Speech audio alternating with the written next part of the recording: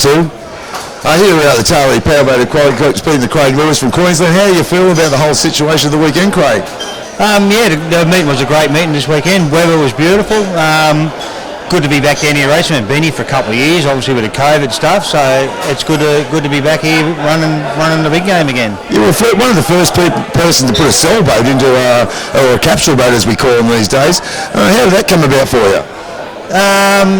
It eventuated after Jeff Tompkins was killed in an accident. Denise Tompkins come and see me, and then we made the decision pretty short after that. And you'd believe me or not, in 3 months after I put the celly in, I tipped it over at Windsor at 115 miles an hour, climbed out of it, and survived. If I hadn't had that in there, I probably would have been killed, you know. Yeah, no, it's nice to see the changes in our legislation in our sport, just to bring us in anything over 100 mile an hour to be in safety cells. But being one of the first people that actually did it's a pretty spectacular thing as well. You know, for our sport, for the safety sort of side of it, you know, that's the biggest thing about us. How did you feel when the rules come in? Was it a big thing to change from safety cells from open boat? Well, I could get a bit political here because I was the vice president of inboards at the time. I was pushing for it big time to come in, and eventually the rule got overturned, and well, fate happened, sort of thing, as we like to say.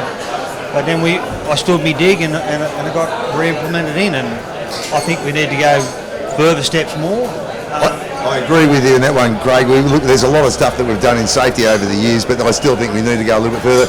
Thanks for staying there with that, the pressure you put on the New South Wales and Australian APBA as well, because it needs it. We're trying to be a little bit political here in the sense of what we're talking about. We don't need to. We're not affiliated with anyone, even though we might have Taree Powerboat Aquatic Club and sailors on it.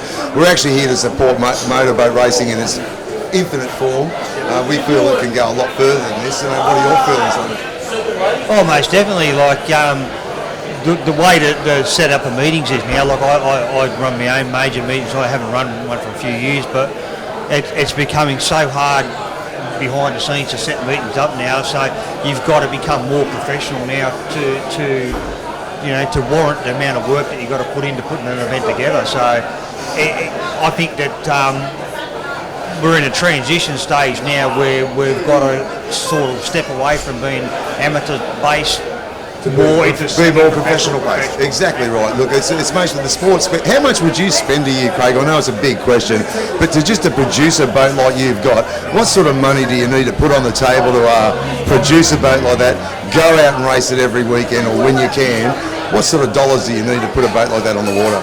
Well, years ago, it used to cost you a gorilla $1,000 to go racing for the weekend. Now it's a bit scary. Now we don't talk about that no more.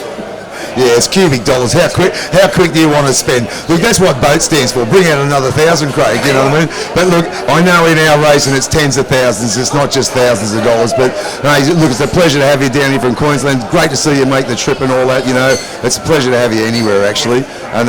Pleasure to see you. Anything you'd like to say to the people before we leave?